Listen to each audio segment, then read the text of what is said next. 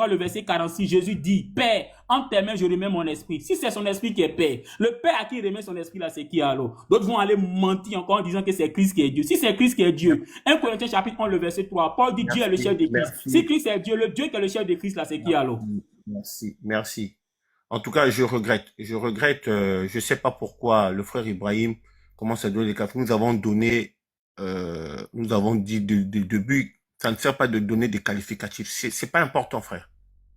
Hein, tout le monde peut le faire. C'est vraiment pas important. Restons dans les arguments, les qualificatifs un peu tendancieux là, c'est pas important. Hein, c'est pas important. Vraiment, c'est pas bon. Révérend, vous avez votre rebondissement de 2 minutes par rapport à la réponse qu'il vous a apportée. Pouvez-vous démuter et répondre? Vous avez 2 minutes. Top, c'est parti. Allô, révérend. Allez-y. Oui. Allez-y, 2 minutes pour vous. En fait, mes frères musulmans, ils ont un problème avec une compréhension du plan de Dieu. La compréhension parfaite du plan de Dieu. C'est Dieu qui a décidé de se manifester en ainsi. Père et Fils. Et le Père a confié tout au Fils qui est sorti de son sein, la gestion de toutes choses. C'est pour cela que le Fils, quand tu le compares avec les Enoch, les Élie qui ont été enlevés, c'est pas mais Élie, le travail que le Fils va revenir parce que le Fils a reçu 2 missions. Et c'est lui seul qui a la capacité de gérer le monde parce qu'il est lui-même établi héritier de toutes choses. Et quand je parle, je ne remets pas l'autorité du Père en cause parce que Christ n'a jamais remis l'autorité de son Père en cause. Il dit tout pouvoir m'a été donné. D'abord, mais à partir du mot pouvoir. Si je dis que le président Ado m'a donné tout pouvoir pour gérer la Côte d'Ivoire et que je confirme et que c'est vérifié, ça veut dire que le président Ado a décidé. C'est une décision souveraine. En fait, ce que Dieu a décidé, là, vous ne voulez pas l'accepter. Dieu a décidé de faire sortir de lui une personne. Il dit, toi, tu es mon fils. Hébreu, le chapitre 1. Je t'ai établi, je t'ai engendré aujourd'hui. Tu es pour moi un fils et je suis pour toi un père. Il est introduit dans le monde. Il dit que les uns l'adorent. Après, du verset 6, Dieu lui-même ordonne que les uns l'adorent. Et dans l'Apocalypse, le chapitre 5, à partir du verset 1, à partir du verset 1 jusqu'au verset 16, toutes les créatures qui sont dans les ciels, sur la terre, adorent celui qui est l'agneau, le fils et à la fois le père. Tu peux le vérifier dans les livres d'Apocalypse du chapitre 5 à partir du verset 15. Quand je vais reprendre encore, si c'est possible, je vais reprendre cette partie-là. Vous allez voir qu'à partir du verset 15, toutes les créatures qui sont dans le ciel, sur la terre, sous la mer, sous la terre, rend gloire et honneur et adore le Père, celui qui est assis sur le trône, et au Fils, l'agneau, qui est là aussi, qui a son trône. Oui, les dieux sont adorés. Donc, il n'y a pas de problème en réalité. En réalité, là, que tu crois que Christ soit Dieu, que tu ne crois pas qu'il soit Dieu, Christ a le pouvoir de gérer toutes choses. Merci. Et c'est lui qui gère toutes choses. On ne peut pas sauver sans lui. Merci, révérend. Merci, révérend. Frère Ibrahim, ta deuxième question. Ma question, elle est toute simple. Si on doit adorer Jésus, comme tu viens de le dire là, pourquoi Jésus dit en Jean chapitre 4, le verset 23, que les vrais adorateurs adoreront le Père? Pourquoi il n'a pas dit les vrais adorateurs adoreront le Fils? Il faut répondre. En réalité, c'est aussi simple à comprendre. Quand Christ a été fait chair, il était serviteur de Dieu, prophète. Et il a gardé 2 natures. Il était 100% homme et 100% Dieu. Et en tant qu'homme, il est venu pour enseigner l'adoration à son Père. Et même quand il va revenir encore, c'est la même chose qu'il va faire. Il va imposer l'adoration de son Père à toute l'humanité. Et il va le faire avec cette fois-ci avec puissance. Cette fois-ci, ce ne sera pas comme les gens qui Révérend, s'il vous plaît. Pardon, révérend. Il n'y a pas de chrono. Ça va être difficile de gérer le temps. Frère, tu es là? Oui, je suis là. Non, attends, je parle au frère qui est en train de mettre le minuteur en marche. Frère, mettez le minuteur du révérend en marche pour qu'on puisse démarrer tranquillement. Ok, mettez le minuteur. Ok, top, c'est parti, répondez. Christ est le Fils à qui le Père, la Bible dit lorsqu'il a été baptisé, le Père a parlé devant un public. L'Esprit est descendu sur lui et la voix se fit entendre. Celui-là, il est mon fils. Dieu lui-même confirme qu'il est son fils. Toi, ton fils peut être-il un animal que toi? Si Dieu le Père même confirme qu'il est mon fils, ça veut dire que son côté divin est confirmé. Parce que toi, ton fils là, même si tu es plus grand que ton fils, mais ton fils ne peut pas être d'une autre espèce, ton fils ne peut pas être un mouton. Ça, c'est une logique même humaine simplement. Ton fils ne peut pas être un mouton. Mais comme dans vous, votre programme là, on doit forcément vous amener à renier la divinité de Christ. Toi Jean-Louis, ton fils là, ton fils reconnaît que tu es son papa et il reconnaît que tu es son autorité. Mais ton fils partage la même nature, il est être humain comme toi. il n'est pas d'une autre espèce. Ton fils ne peut pas être un mouton. Donc, sur cette base-là même, la discussion polémique sur Christ est Dieu n'est pas Dieu là, ça n'a même pas son sens. Christ est Dieu parce qu'il est né du Père. Et deuxièmement, le Père lui a confié le pouvoir de la gestion. Pour ce qui concerne la création tout entière, que ce soit visible ou invisible, c'est le Fils qui a le pouvoir de tout gérer. Et le Fils l'a dit à plusieurs reprises. Maintenant, pour terminer avec ta question, Christ, comme il a été fait homme, et dans sa nature homme, il indiquait l'adoration au Père. C'est pour cela qu'il dit, l'heure arrive, elle est déjà là, où les vrais adorateurs adorent le Père en esprit et en vérité. Ça ne remet pas en cause sa divinité. Il reconnaît plutôt sa soumission au Père. Christ est toujours soumis au Père. Il n'a jamais mis cela en cause. Mais Christ a réclamé l'appartenance de la création tout entière, la gestion là. C'est lui qui a le pouvoir. Pour que toi, Jean-Louis, tu sois sauvé là, tu as besoin d'accepter Jésus comme Seigneur et Sauveur et suivre sa parole pour être sauvé. Sinon, en dehors de lui, il n'y a pas de salut. Il n'y a de salut en aucun autre. Même quand tu prends Sourate du 9, verset 71, Allah dit que vous tous allez aller à l'enfer. Il n'y a personne parmi vous qui ne passera pas par l'enfer, car il s'agit là d'une sentence irrévocable de la part de ton Seigneur, dit Allah. Allah dit que tout le monde va aller à l'enfer. Ça veut dire qu'Allah n'a pas pardonné le péché. Et Sourate 3, Sourate du 9, à partir du verset 17 jusqu'au verset 34, Allah dit qu'il a fait un don pur, le Fils, et Allah fait don d'un fils pur, et il fera de lui la miséricorde, et un signe sur lui. Tu peux le lire dans le Coran pour vérifier. Il dit c'est Christ qui est sa miséricorde, son amour, pour le pardon des péchés là. Allah dit là-bas que pour pardonner les péchés des gens là, c'est Christ. Si tu reçois Christ, ton péchés seront pardonnés, tu seras déclaré fils de Dieu, et tu seras plus simple créature, au même titre que les animaux, au même titre que les arbres. Mais tu seras fils de Dieu, et ton nom sera écrit dans les cieux, et tes péchés seront pardonnés. Tu n'auras plus besoin de faire carême ou gêne pour avoir les péchés. Moi, mes péchés sont pardonnés, j'ai vu le paradis 10 fois. Esaïe a vu Dieu, Jean a vu le Seigneur, Jean, les apôtres de Jésus, il est monté au ciel, le Seigneur l'a enlevé, il a vu le Christ, il a vu le Père, il a vu les deux sur le ciel. Moi, j'ai déjà vu. Donc, la Bible est confirmée. Mon frère Jean-Luc, je t'invite, toi, tu dis que tu as été pasteur, mais quand j'écoute ton raisonnement, ça m'étonne. Tu as besoin d'être sauvé. Et beaucoup de personnes veulent être sauvées par toi. Il faut venir au Seigneur. Parce que Dieu veut t'utiliser pour sauver les âmes. Et arrête les raisonnements humains qui n'ont pas de sens. Merci pour votre réponse, révérend. Vous pouvez vous muter, révérend, pour ne pas obstruer la réponse du frère. Merci. Frère Ibrahim, tu as 2 minutes pour ton rebondissement. Mon frère, élevez le niveau. Ne réfléchissez pas comme Toponto Karine. Élevez le niveau comme Marie-Josée Delphine. Tout à l'heure, tu as cité la Sourate 19 où il est dit, il n'y a personne parmi vous qui ne passera par l'enfer. Le vous ici, là, n'est pas mis pour les musulmans. Quand tu commences à partir du verset 68 pour aller jusqu'au verset 70, Allah parlait des diables et des mécréants. Donc, le vous ici, là, est mis pour les diables et les mécréants. Si on veut réfléchir comme toi, là, Marc chapitre 9, le verset 49, Jésus dit, tout homme sera salé par le feu. Le feu ici, là, il s'agit de le feu de la GN. Alors, selon Jésus-Christ, en Marc chapitre 9, le verset 49, tous les chrétiens vont aller en l'enfer. Comment tu réponds à ça? Parce qu'en Marc 9, le verset 49, Jésus parlait de la GN et il a dit tout homme sera salé par le feu. Donc, le feu de la GN. Et quand il dit tout homme là, les chrétiens en font partie. Donc, tous les chrétiens seront salés par le feu de la GN. Il a cité Jean chapitre 4, le verset 23. Jésus dit, les vrais adorateurs adoreront le Père. S'il est lui-même Dieu, pourquoi il ne dit pas les vrais adorateurs adoreront le Fils ou bien adoreront le Père et le Fils? Pourquoi il dit les vrais adorateurs adoreront le Père? C'est que c'est le Père seul qu'on doit adorer. Quand on prend Apocalypse chapitre 19, le verset 9, l'ange qui donnait la révélation à Jean, il a dit quoi à Jean? Adore Dieu. Pourquoi il n'a pas dit adore Dieu et adore Jésus-Christ? Mais il dit adore Dieu. Mais pourquoi vous n'adorez pas Dieu, vous adorez Jésus-Christ?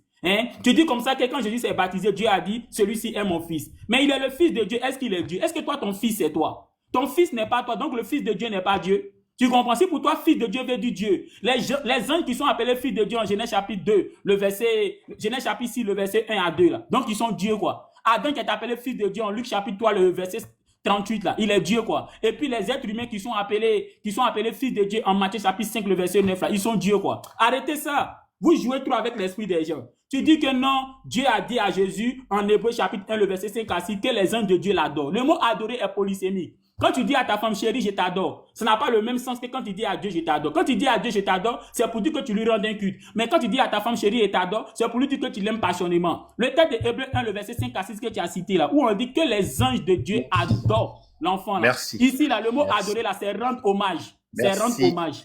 Merci frère Ibrahim, merci. Merci. Là, on va passer à la deuxième question du révérend. Révérend, démutez-vous. Vous avez 1 minute pour votre deuxième question. Ok. Posez votre question, vous avez 1 minute. Ma deuxième question, c'est, je veux savoir, je pose la question à mon frère Jean-Luc. toutes ces affirmations qu'il fait là, c'est basé sur le Coran. Est-ce que le Coran est réellement la parole du Dieu d'Israël, le Dieu des cieux et la terre? Et Non, si oui, pourquoi il y a une non, contradiction entre le Coran et la Bible? non. Prophète, je vous arrête. Cette question n'est pas dans l'ordre du jour. Le débat ici, c'est la divinité du Seigneur Jésus-Christ. Donc, si vous posez, est-ce que le Coran est la parole de Dieu, ça, c'est une autre thématique. Restons dans le contexte. Trouvez une autre question. Allez-y, il nous reste quelques secondes. Ok. Il dit que Jésus-Christ n'est pas Dieu. Pourquoi c'est lui, selon le Coran, c'est lui qui viendra détruire les Dadial et imposer les reins de Dieu? Pourquoi c'est lui qui revient encore pour régler les problèmes de l'humanité? Ok. Merci. Frère Ibrahim, vous avez 3 minutes pour la réponse. Allez-y. Déjà, cette information qui vient des hadiths, montre que c'est vrai que Jésus-Christ va revenir pour détruire le Djadjal. Mais qui va l'envoyer? C'est Allah qui va l'envoyer, c'est Dieu qui va l'envoyer. Il ne viendra pas de lui-même, il viendra encore de la part de Dieu. S'il est lui-même Dieu, pourquoi il a besoin que Allah l'envoie encore? Est-ce que Dieu, là, quelqu'un peut l'envoyer? Mais c'est Dieu qui va encore envoyer Jésus. Il a envoyé Jésus pour la première fois. Quand Jésus-Christ est venu pour la première fois, Jésus-Christ n'a pas pu réussir sa mission. Il devait installer le royaume en Israël. Il n'a pas pu installer le royaume. Actes des Apôtres, chapitre 1, le verset 1 à 7. Les disciples lui ont demandé, vas-tu maintenant installer le royaume en Israël? Il les a dit, non. Il ne vous appartient pas de connaître les temps et les époques que le Père a placés sur son pouvoir. Donc, comme il n'a pas pu installer ce royaume-là, Allah l'a ramené auprès de lui. Allah va le ramener encore pour venir installer ce royaume-là. Donc, il n'est pas Dieu. Raison pour laquelle c'est Allah qui l'utilise comme bon lui semble. S'il était lui-même Dieu, là, il allait faire les choses comme bon lui semble. D'ailleurs, en Matthieu chapitre 24, le verset 3 et le verset 36, quand les disciples lui ont demandé quelle est l'heure de la fin, il leur a dit que lui, Jésus, ne connaît pas l'heure, que c'est le Père seul qui connaît. S'il est lui-même Dieu, pourquoi il ne connaît pas, puis c'est le Père seul qui connaît? Hein? Arrêtez ça. Tout à l'heure, je parlais de quoi? Je parlais, on va dire, de Hébreu.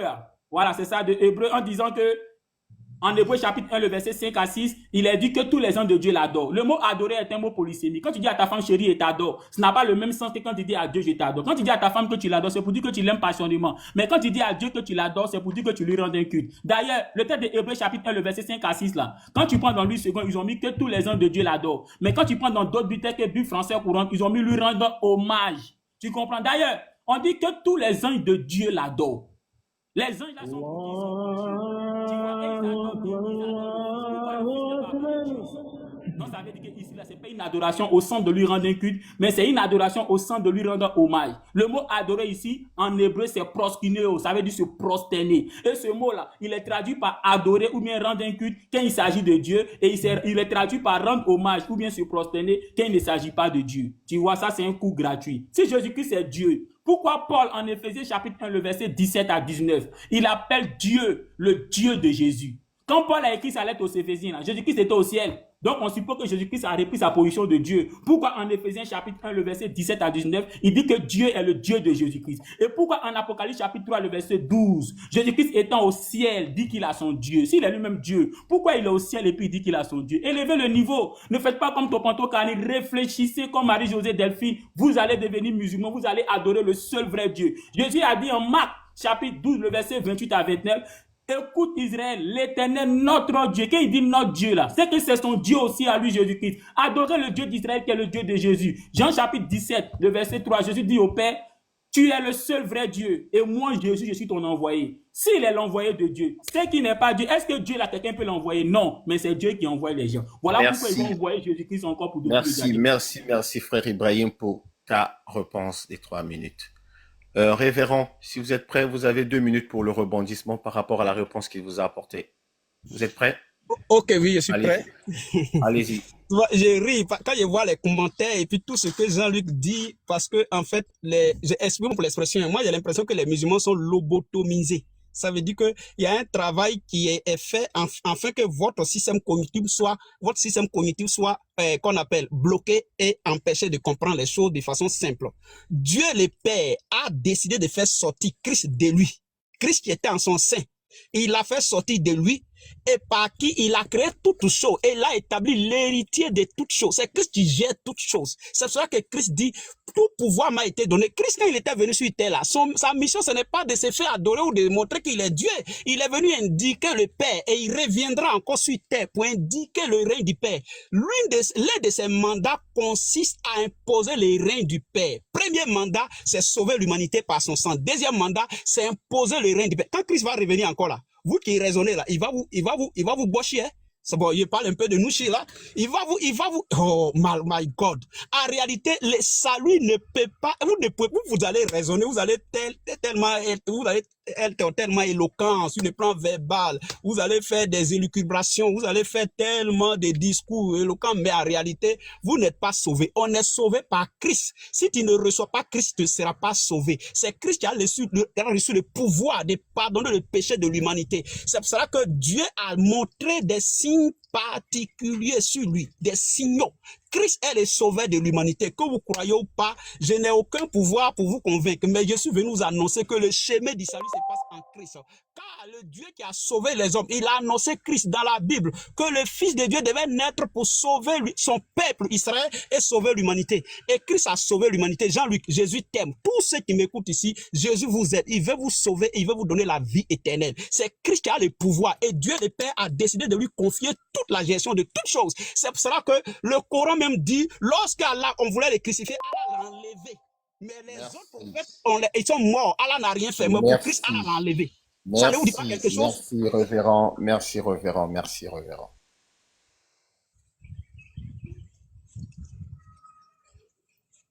Bon, révérend, vous pouvez vous muter, si je vous prie. Ok, merci. Je rappelle aux commentaires. Je ne me moque de personne. Je dois vous dire la vérité, c'est que lorsque le frère Ibrahim dit Marie-Josée, c'est ça qui me fait rire. Et donc, je suis obligé de rire. Je me moque pas. Moi, c'est le nom de Marie-Josée qui me fait rire. Il n'y a rien d'avoir une tendance. Donc, arrêtez vos commentaires acerbes là. J'en ai vraiment pas besoin. Donc, le frère Ibrahim, vous avez la possibilité de poser votre troisième et dernière question. Ok, allez-y. On sait que le texte de 1 Corinthiens a été écrit lorsque Jésus-Christ est ressuscité, il est parti au ciel. D'après vous, quand il allait au ciel, il a retrouvé sa position de paix. En 1 Corinthiens chapitre 11, le verset 3, Paul dit, Dieu est le chef de Christ. Ça dit Jésus est au ciel. Hein? Et puis Paul dit en 1 Corinthiens 11, 3 que Dieu est le chef de Christ. C'est vrai ou bien c'est faux? Ok. Révérend, si vous êtes prêt, on vous lance votre minuteur. 3 minutes pour la réponse. Allô? Oui, je suis prêt. Allez-y, allez-y. En fait, Jean-Luc ne suit pas les débats. Dans mon développement, il ne suit rien. Il a lui-même quelque chose qui est calé dans sa tête, c'est ce qu'il fait sortir. Sinon, cette question, il n'allait même pas poser. Parce que il part où Paul dit que Christ Dieu est le chef de Christ. Arrêtez, dans tous les débats qu'on a fait là, je n'ai jamais remis l'autorité du Père en cause. Mais j'ai plutôt démontré la souveraineté du Père qui a conféré tout pouvoir au Fils. Et j'ai toujours réitéré que le Fils est soumis au Père. Mais pour la question de la gestion du salut et de l'humanité, de toute la création, le Père a donné le pouvoir au Fils de tout gérer. Si je vais déballer, il faut bien lire Jean, le chapitre 5, verset 19 jusqu'au verset 30. Tu vas voir que le Père, le Fils dit, le Père aime le Fils et lui a donné le pouvoir sur toutes choses. Et c'est le Fils qui gère, le Fils qui gère tout. Il dit, le Père ne juge personne car il a remis le jugement au Fils. Et le Père, lorsque le Fils était baptisé, le Père dit, celui-là est mon Fils en qui j'ai placé toute mon affaire. Donc on a là les témoins de deux personnes. Le Père parle, le Fils parle. Donc tout le commentaire que vous êtes en train de faire là, c'est un discours logoréique et chronophagique. Ça n'a pas, je ne crois pas, à mon avis, ça n'a pas trop de conséquences. En réalité, on est sauvé par Jésus-Christ. Et c'est ce que Dieu le Père a décidé. C'est un décret.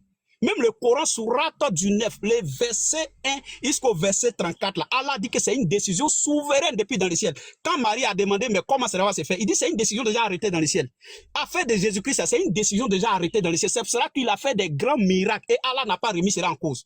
Je vais terminer. Regarde, quand il lit Apocalypse, le chapitre 3, à partir du verset 20, à partir du verset 12 jusqu'au verset 21, Jésus dit celui qui le suivra jusqu'à la fin, là, au paradis, là, il va écrire le nom de son Dieu sur le front de celui qui le suit. Apocalypse, le chapitre 20, verset 11. La Bible dit tous ceux qui n'ont pas reçu Jésus et dont le nom n'a pas été écrit dans les livres de vie seront jetés dans le feu. Si tu n'as pas accepté Jésus là, tu seras jeté dans le feu et tu seras surpris d'une surprise désagréable. Parce que Dieu le Père a décidé de confier toutes choses au Fils. Et Non, vous il ne n'est pas voulez encore pas rentré, c'est reconnaître là, cette c'est là. décision. C'est kaolé. C'est un sachet de kaolé. J'ai fini. Normalement, vous devez finir votre minute. Ok, c'est bon. C'est pas grave. Le frère Ibrahim, vous avez 2 minutes pour votre rebondissement. Allez-y. Aouzou Billah Mina Sheitani Rajim. En fait, Marie-Josée, c'est une amie, c'est une pote, vraiment, c'est une confidente. Donc, c'est la raison pour laquelle je la mentionne beaucoup. Et je la salue au passage. Tout à l'heure, le fait, il a dit qu'en Jean chapitre 5, quand Jésus a dit que le Père lui a remis le pouvoir. Donc, ça veut dire que désormais, c'est Jésus qui gère tout. Et il a dit ça en Jean chapitre 5. On est d'accord, mais s'il est lui-même Dieu, le Dieu qui lui a remis le pouvoir là, c'est qui? Est-ce qu'on peut donner pouvoir à Dieu? Non. Mais Jésus, c'est le Père qui lui a remis le pouvoir. Et quand le Père lui a remis le pouvoir, le même Jean chapitre 5 là, c'est au même Jean chapitre 20 là, le verset 17 là, que Jésus dit, je monte vers mon Dieu et votre Dieu. Le Père lui a remis le pouvoir, non? Mais quand même, il dit que le Père est son Dieu et notre Dieu. En disant que le Père est son Dieu et notre Dieu. Là. Ça veut dire qu'on ne doit pas l'adorer lui, Jésus, mais on doit adorer le Père qui est son Dieu et notre Dieu. Là. Jésus dit en Jean chapitre 4, le verset 23, les vrais adorateurs adoreront le Père. Ça là, ça doit bien entrer dans votre esprit et dans votre cœur. On adore le Père, on n'adore pas le Fils. Apocalypse chapitre 19, le verset 9, l'ange dit à Jean, adore Dieu. Il n'a pas dit adore Jésus. Arrêtez ça, 1 Corinthiens 11, 3.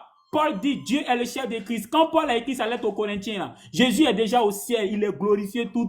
Mais Paul dit en 1 Corinthiens 11, 3 que Dieu est le chef de Christ. C'est-à-dire il est au ciel là-bas hein, et Dieu est son chef. Dieu lui a donné pouvoir, hein, mais Dieu est son chef. Dieu lui a donné pouvoir, il est encore sur la terre. Et Jésus dit en Jean chapitre 4, le verset 23, hein, qu'on doit adorer le Père, que les vrais adorateurs adoreront le Père. Il a déjà reçu pouvoir. Mais il dit en Jean 4, le verset 23, que les vrais adorateurs adoreront le Père. Arrêtez ça. Arrêtez ça. Et lui-même, il donne l'exemple. En Luc chapitre 6, le verset 12, il s'est retenu sur la montagne pour prier Dieu. Il est lui-même Dieu. Pourquoi il prie Dieu? Moi, j'ai mal à la tête. Moi, je m'attendais à ce que tu fais sortir les textes comme Isaïe, où on dit Dieu viendra lui-même. J'attendais les textes de Zacharie, où on dit celui qu'ils ont percé. C'est ça, c'est sur ce point, moi, je vous attends. C'est sur ce point-là. Ces textes que vous prenez avec mes dévanciers ou stadianés, là. C'est sur ça, moi, je vous attends. Pour détruire ça à ciel ouvert. Pour que les gens comprennent qu'il n'y a aucun verset, même pas un iota qui montre que Merci. Et je dois rappeler ici, il n'a cessé de rappeler à ton endroit sa compréhension de la divinité de Jésus. Pour lui, Jésus ne remet pas en question, je ne fais pas le débat, Jésus ne remet pas en question la position du Père. Et que le Père lui a confié tout pouvoir et voilà, il a défini ça. Donc, il n'est pas dans cette approche unitaire-là. Il explique d'une certaine manière.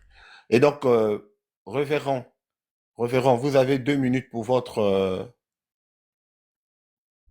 troisième et dernière question.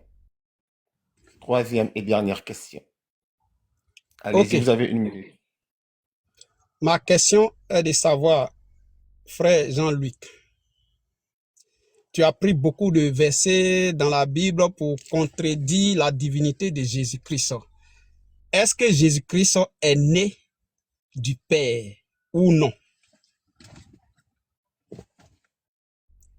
Ok, merci. Est-ce que Jésus-Christ est né du Père ou non? 3 minutes de réponse. Top, c'est parti.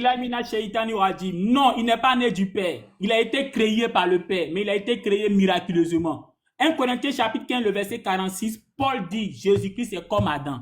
Donc, de la même manière que Adam a été créé directement par Dieu, là, sans passer par une mère, par un père. C'est de cette même manière que Jésus-Christ a été créé miraculeusement. Pardon, frère Ibrahim, pardon. Vous n'avez pas le minuteur, donc ça va être difficile pour moi de cadrer.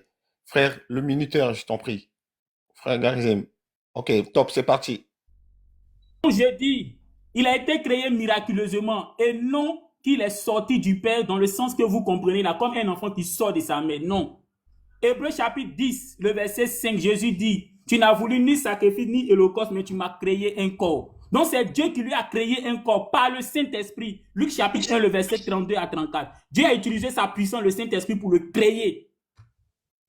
Le Coran dit dans la sourate 4, le verset 171, que Jésus-Christ est un souffle de vie venant d'Allah.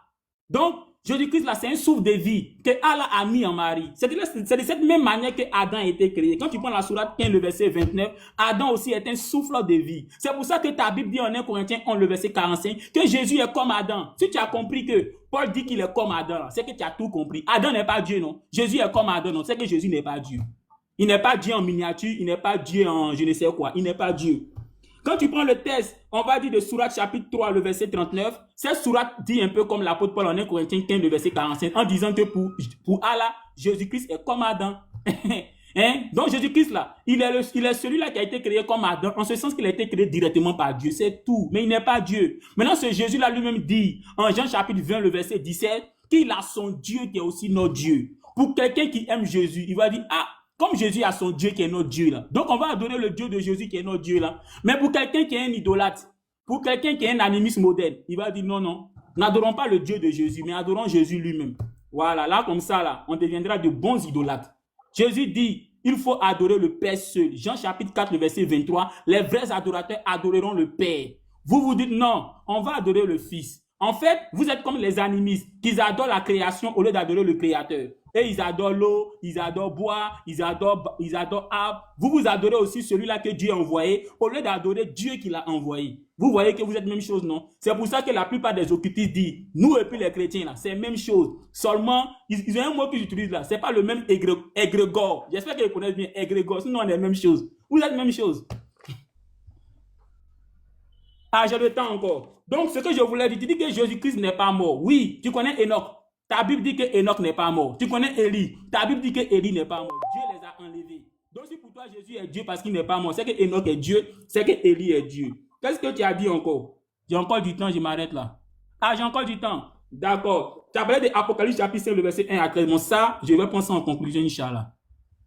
Ok, merci. Sinon, il avait posé la question de savoir est-ce que le Fils était né du Père. Vous avez répondu à la première prise de parole. Ok.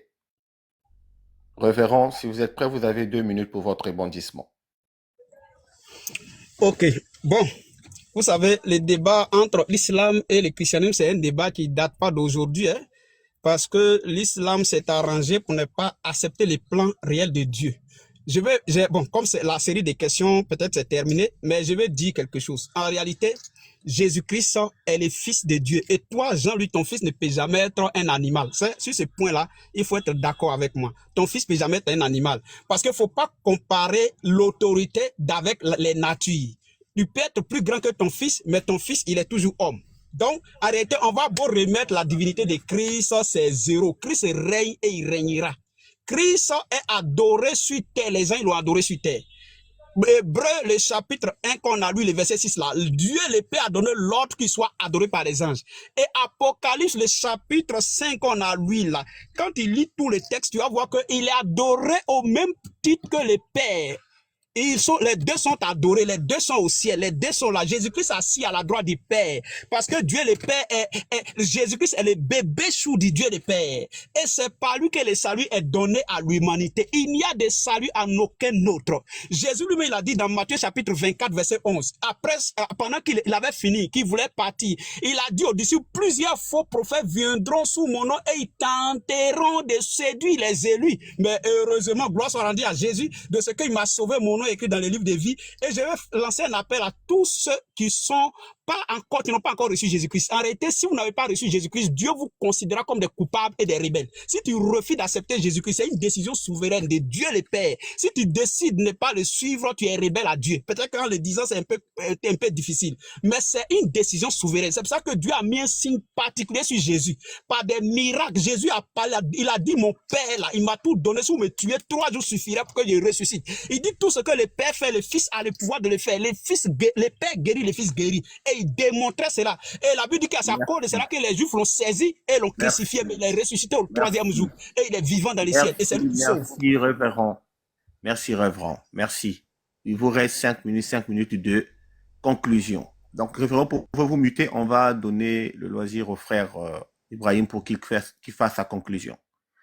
Frère Ibrahim, vous avez 5 minutes pour conclure et aussi dire un mot particulier de paix à l'endroit de tous ceux qui nous ont suivis. Merci. Allez-y. Vraiment, moi, je ne peux que remercier ces frères musulmans de la DDR, de Noudine Diama, de la BAM. On va dire qui m'ont permis de pouvoir connaître la vérité. Sinon, je serais de ceux-là en train d'être un animiste moderne. Comme nos frères animistes qui adorent des pierres, qui adorent la créature, je serai en train d'adorer aussi une créature qui est Jésus-Christ au lieu d'adorer le Créateur. Vraiment, je remercie Allah et je remercie ces frères musulmans par qui Allah est passé pour m'enlever des ténèbres à la lumière. Tu as parlé de Apocalypse chapitre 5, le verset 1 à 14. Là-bas, il est dit que Dieu est assis sur son trône et il tient un rouleau dans sa main. Et Jésus a été trouvé digne d'aller prendre le rouleau. Pourquoi c'est pas Jésus qui est assis sur le trône, mais que c'est Dieu qui est assis sur le trône? S'il est lui-même Dieu, pourquoi il n'est pas sur le trône et c'est lui qui vient vers Dieu pour prendre le rouleau dans sa main? Celui qui est assis sur le trône, c'est lui qui est Dieu. Et il a dit quoi? Quand Jésus-Christ a pris le rouleau, qu'elle a été trouvé dit, les gens ont loué Dieu et l'agneau. On dit à celui qui est assis sur le trône et à l'agneau. Pourquoi Jésus est appelé agneau? Pourquoi on ne l'appelle pas Dieu et puis on l'appelle agneau? Un agneau, là, il est un propriétaire, non? Qui est son propriétaire? C'est Dieu. Alors, est-ce que c'est l'agneau qu'on doit adorer ou bien c'est le propriétaire de l'agneau qu'on doit adorer? Alors, les gens les ont loués en disant à celui qui est assis sur le trône, c'est-à-dire Dieu et l'agneau, soit la louange, tant. Maintenant, à la fin, il a dit quoi? Il y a des êtres qui se sont prosternés et qui ont adoré Dieu. Pourquoi ils n'ont pas adoré l'agneau? Quand tu prends Apocalypse chapitre 4, le verset 8 à 9, c'est le même être là qui a adoré Dieu là. Tu les retrouves en Apocalypse chapitre 4, le verset 8 à 9, en train d'adorer Dieu seul qui est assis sur le trône. Vous dites que Jésus-Christ, là, on doit l'adorer. Nous, on dit d'accord. Jésus lui-même dit en Jean chapitre 4, le verset 23, les vrais adorateurs adoreront le Père. Vous êtes des antichrists. C'est pour ça que vous n'écoutez pas Jésus. Jésus dit les vrais adorateurs adoreront le Père. D'autres vont dire que le Père, là, c'est son esprit. Jésus dit en Luc chapitre 23, le verset 46, Père, en tes mains, je remets mon esprit. Ici, c'est son esprit qui est Père. Le Père à qui remet son esprit, là, c'est qui alors? Vous allez dire que non, Dieu lui a donné tout pouvoir. Donc, ça veut dire qu'actuellement, là, c'est lui qui gère. Dieu, il se repose. Vous, là, vous jouez avec la vie des gens, hein. Jésus n'a pas dit que son Père continue de travailler jusqu'à présent. Qui vous a dit que son Père se repose? Il continue de travailler. Donc, pour vous, il lui a remis tout pouvoir, lui se repose. 1 Corinthiens chapitre 15, le verset 27, Paul dit, quand bien même que l'Écriture a dit que Dieu a tout assujetti au Fils, il est évident que Dieu qui lui a donné toute cette autorité est accepté. Donc, Dieu est toujours au-dessus de Jésus. En Dieu qui est au-dessus de Jésus, et Jésus, entre les deux là, c'est qui on doit adorer? C'est Dieu qui est au-dessus de Jésus qu'on doit adorer. Tu as pris Hébreux chapitre 1, le verset 5 à 6. Le Père demande aux anges d'adorer le Fils. Comme ils ont mis adorer dans lui second, pour toi, ça veut dire qu'on doit lui rendre un culte. Non, le mot adorer est polysémique. Quand tu dis à ta femme chérie, il t'adore, ça n'a pas le même sens que quand tu dis à Dieu, il t'adore. C'est le même mot adorer, mais ça n'a pas le même sens. Quand tu dis à Dieu, je t'adore, c'est pour dire que tu lui rends un culte. D'ailleurs, le même Hébreux chapitre 1, le verset 5 à 6 là. Quand tu prends dans la Bible française courante, ou même dans d'autres versions de Bible, ils n'ont pas mis adorer, ils ont mis quoi? Rendre hommage. Pour dire quoi? Ce mot proskuneo là, qui est traduit par prosterner là. Quand il s'agit de Dieu, on met adorer, mais quand il ne s'agit pas de Dieu, on met rendre hommage ou encore prosterner. Tu comprends? Ce qui est intéressant, Paul que vous suivez là, en 1 Corinthiens 11.3, il dit, Dieu est le chef des Christ. Quand il dit Dieu est le chef des Christ, Dieu, pourquoi il n'appelle pas Jésus Dieu, mais il l'appelle Christ? Et il dit Dieu est le chef des Christ. Christ, là, ça veut dire point. Ça veut dire que celui-là que Dieu a choisi. Et Dieu qui est son chef, là, ça veut dire que c'est Dieu qu'on doit adorer parce que c'est lui qui est le chef. Éphésiens chapitre 1, le verset 17 à 19. Paul dit, Dieu est le Dieu de Jésus. Il dit, béni soit le Dieu et Père de notre Seigneur Jésus-Christ. Il dit, Dieu est le Dieu de Jésus-Christ. Attends, si Jésus-Christ a son Dieu et que son Dieu est Dieu, c'est-à-dire le créateur du ciel et de la terre, pourquoi ne pas adorer ce Dieu-là et puis adorer Jésus-Christ qui a un Dieu? Arrêtez ça. Arrêtez ça, c'est forcé ou bien de faire ce business-là. Arrêtez ça. Vous dites non, Jésus-Christ n'est pas mort. Mais Enoch n'est pas mort selon votre Bible. Mais Élie n'est pas mort selon votre Bible. Il a été enlevé. Donc pourquoi vous ne les adorez pas? Arrêtez ça. Philippiens chapitre 2, le verset 9. On dit Dieu l'a élevé. S'il est lui-même Dieu, le Dieu qu'il a élevé là, c'est qui? Maintenant, quand Dieu l'élève là, est-ce qu'il peut prendre la place de Dieu? Il ne peut pas prendre la place de Dieu. Pourquoi? Parce que Hébreux chapitre 7, le verset 7 dit c'est l'inférieur qui est béni par le supérieur. Donc c'est parce que Dieu est supérieur. Voilà pourquoi c'est lui qui bénit. Voilà pourquoi c'est lui qui élève. Dieu là, il est déjà élevé. Qui peut l'élever? Arrêtez de jouer avec l'esprit des gens. Arrêtez. Arrêtez. Hébreux chapitre 1, le verset 8 à 9. Le Père appelle Jésus Dieu, donc il est Dieu créateur. Le même texte là, il appelle Jésus Dieu, mais il dit que lui, il est le Dieu de Jésus. Un Dieu qui est un Dieu. Et il dit que c'est lui qui a oint Jésus. Est-ce qu'on peut oint Dieu? Le mot oint veut dire choisi. C'est lui qui a choisi de Jésus. Est-ce qu'on peut choisir Dieu? Et il dit qu'il a oint au-dessus de ses égaux. Donc Jésus a des égaux. Est-ce que Dieu a des égaux? Isaïe 44, Dieu dit quoi? Il n'a pas de semblable. Et Jésus confirme ça en Jean chapitre 14, le verset 20, en disant que le Père est plus grand que moi. Et en Jean Merci. chapitre... Merci. Ouais, je m'arrête là. Merci, frère. Merci pour ta conclusion.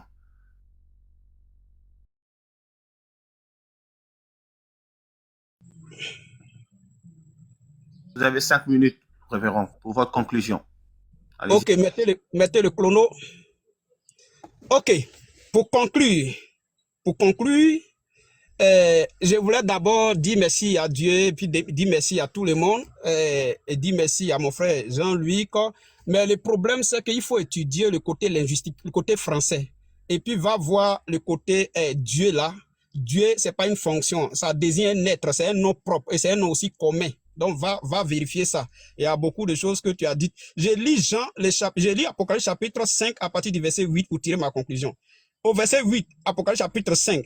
Quand il eut pris le livre, les 4 êtres vivants et les 24 vieillards se prosternaient devant l'agneau, tenant chacun une harpe. Il dit que l'adoration n'est pas donnée au Fils. Mais ici, dans le chapitre 4 de l'Apocalypse, dans l'Apocalypse chapitre 4, verset 1 au verset 11, on voit que les êtres qui sont dans le ciel se prosternaient devant celui qui est assis sur le trône, qui était Dieu le Père. Mais quand le Fils, le Père détenait un livre et il cherchait quelqu'un pour venir ouvrir, personne n'a été capable. C'est le Fils qui est venu, qui a pris le livre. Que lorsqu'il a pris le livre, les mêmes 24 vieillards, les anges se sont prosternés devant le Fils, devant le Père, et l'ont adoré. Ils se sont prosternés. La prosternation, c'est l'adoration. Ils l'ont adoré et après ils ont adoré les deux quand tu continues la suite. Hébreux, le chapitre 1, à partir du verset 6, le Père ordonne qu'on adore le Fils au même titre que lui. Donc, en réalité, que Christ soit connu comme Dieu ou pas, c'est pas le problème. Parce que quand il était venu sur terre, sa mission, c'est pas pour démontrer qu'il est Dieu. Il est venu révéler le Père. Il est venu montrer la soumission au Père. Et c'est lui qui a reçu ce mandat d'amener les hommes à l'adoration du Père. C'est lui qui a reçu le mandat de sauver l'humanité par son œuvre à la croix. Christ est mort, il est ressuscité, il est assis à la droite du Père. Moi, je l'ai vu à plusieurs reprises. Moi, je préfère celui qui est vivant, que j'ai vu, que celui qu'on ne sait pas où il est, celui de qui on ne sait même pas où il est. Je préfère suivre celui qui est vivant, que j'ai vu, qui m'a montré le ciel. Je préfère le suivre. Je termine pour dire ceci. Vous qui nous suivez, peut-être que sur le plan langage, Jean-Luc a été peut-être pertinent ou éloquent, mais en réalité, on ne peut pas être sauvé en dehors de Jésus. Il n'y a de salut en aucun autre, car il n'y a sous les cieux. Dieu ne se contredit pas, il n'a pas donné 2 noms ou 3 noms. Il a donné qu'un seul, son fils Jésus. C'est ça que Jésus dit, je suis le chemin, la vérité. Nous ne viens au Père que par moi. Jésus ne dit pas, si tu ne me reconnais pas comme Dieu, tu ne seras pas sauvé. Jésus ne dit pas, faut m'adorer. Non, il dit, je suis le chemin, il est le chemin, la vérité. Lui ne vient au Père que par lui. Si tu n'as pas Jésus-Christ, tu ne seras pas sauvé. Soyez sauvés parce que Christ nous sauve. Et c'est lui qui a le mandat de sauver l'humanité. Dieu ne pardonnera le péché de personne si celui-là n'a pas reçu Jésus-Christ. C'est par Jésus-Christ que Dieu pardonne les péchés. Donc, pour terminer, Jésus vous aime, il veut vous sauver. Jean-Luc, Jésus t'aime, il veut te sauver, il veut t'utiliser puissamment. Il faut arrêter les raisonnements. Jésus veut te sauver, il veut te sauver, il veut sauver tous ceux qui me suivent. Que Dieu bénisse. C'était votre serviteur, le révérend prophète Jean-Baptiste Zouzou. Je suis très heureux, je suis ouvert à tous les débats dans la cohérence et dans l'amour. Que Dieu bénisse et shalom à vous. Merci. Sinon, il vous rester quelques secondes, quelques minutes. Ok, c'est bon. Merci. Le débat a pris fin, prend sa fin là. Vous avez été suffisamment clair dans vos développements. Nous vous remercions de votre participation. Et nous appelons à tous ceux-là qui ont besoin de faire le débat, quels que soient vos courants de pensée, votre opposition par rapport à un certain nombre de visions de vues, une certaine opinion de vues, des choses. La VAR vous donne cet espace-là d'échange dans la paix, dans la courtoisie et dans le respect mutuel. Donc, nous ne nous penchons pas sur telle ou telle approche. Nous donnons cet espace-là à tout le monde. Donc, si vous avez besoin de débattre avec X ou Y personne, il suffit tout simplement de vous approcher de la VAR Chris Radio. Vous nous écrivez. Après, on va voir le créneau. On va vous programmer pour un débat. Donc, S'il vous plaît, je vais faire une requête. Une requête. Vas-y. Vas-y, Je vas-y. veux un débat avec le père de Jean-Luc et Oustaz Diané sur la Bible, la véracité de la Bible et le Coran. Les deux livres, quelle est la vérité? Quel est le livre qui est authentique? Je veux faire ce débat avec Jean-Luc sur votre chaîne, si cela est possible. Ok, d'accord. Donc, on verra ça. On verra ça Ok, dans le coulisses. On va ok. essayer de communiquer tout ça après, voilà. Donc, Jean-Luc, tu avais aussi quelque chose à dire? Non, c'est pour encourager en tout cas les frères musulmans vraiment à s'abonner à votre page.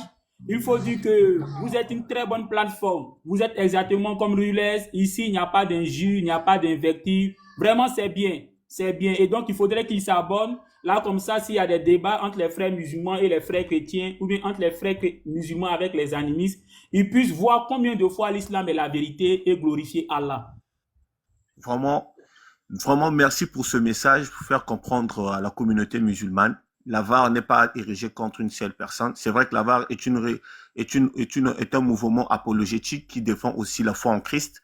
Lorsque nous sommes sur le chemin, sur la base des Écritures, nous défendons aussi sur la base des sources. Donc voilà, vraiment, vraiment merci pour ce discours-là. Nous en avons aussi besoin. Donc pour la requête du révérend, vous allez essayer de voir ça en inbox pour que vous nous donnez le créneau. On pourra vous